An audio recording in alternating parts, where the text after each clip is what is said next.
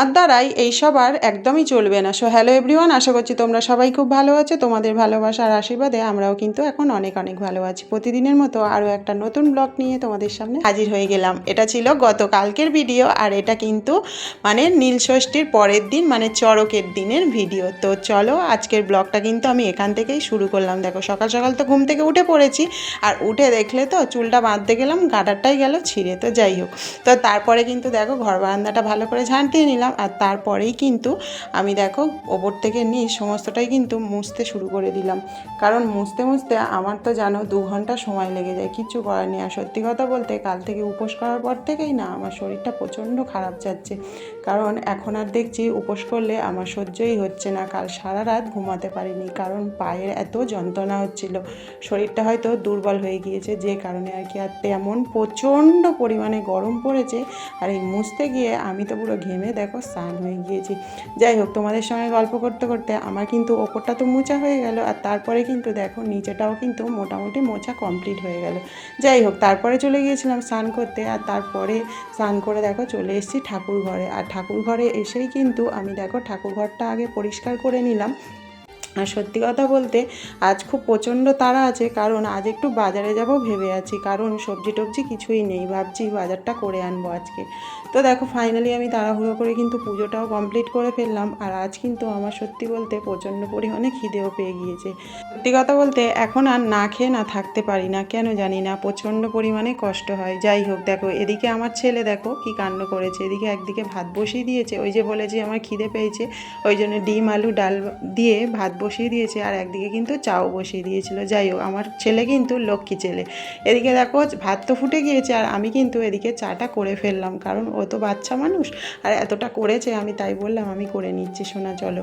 তো ফাইনালি দেখো চা তো খাওয়া হয়ে গেছে, আর চা খেতে খেতে ভাতটাও কিন্তু হয়ে গিয়েছে। তারপরে দেখো ভাত বেড়ে নিচ্ছি 3 জনের জন্য। আর এখানে দেখো ডিম ভাতে দিয়েছিল, আর ভাতের মধ্যে কিন্তু একটু মুসুরির ডাল ছড়িয়ে দিয়েছিল আর কি। তো যাই হোক, এই ভাতটা খেতে কিন্তু আমরা প্রত্যেকেই কিন্তু ভালোবাসি। গরম গরম এরকম ডাল ছড়ানো ভাত আর হচ্ছে ডিম সিদ্ধ দারুণ লাগে কিন্তু, সাথে একটু কাঁচা লঙ্কা। তো যাই হোক, খিদের সময় যে কোনো জিনিসই কিন্তু খুব ভালো লাগে আমাদের। তো ফাইনালি দেখো খাওয়া দাওয়া করে আমি কিন্তু এখানে রেডি হয়ে গিয়েছি। যাই হোক, অনেকে আবার বলছো দিদি তোমার কি আর জামা নেই, তুমি একটা জামাই পরেই দেখি সবসময় বেরো। তো সত্যি কথা বলতে জামাটা একদমই কটনের বলে আমার না এই গরমে পরতে ভালো লাগে।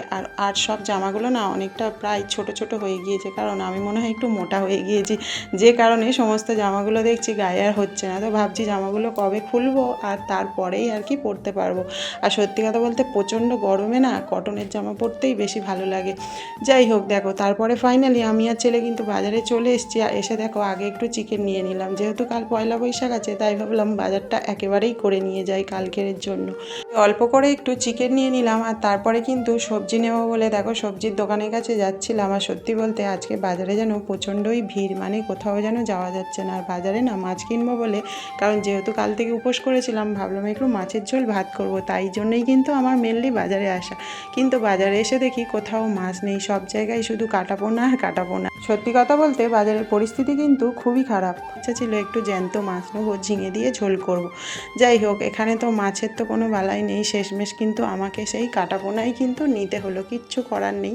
তো ফাইনালি দেখো আমি বাজার করে নিয়ে বাড়িতে চলে এসেছি। আর সমস্ত জিনিস আমি কিন্তু গুছিয়ে গুছিয়ে রাখি, কারণ আলাদা আলাদা করে প্লাস্টিকে করে ভালো করে বেঁধে রাখলে না অনেক দিন চলে যায়। আর সত্যি বলতে তোমরা তো জানো আমি বাজার করে আনলে এখন 1 সপ্তাহ কিন্তু আমি ওটা নিয়েই চালিয়ে দিই।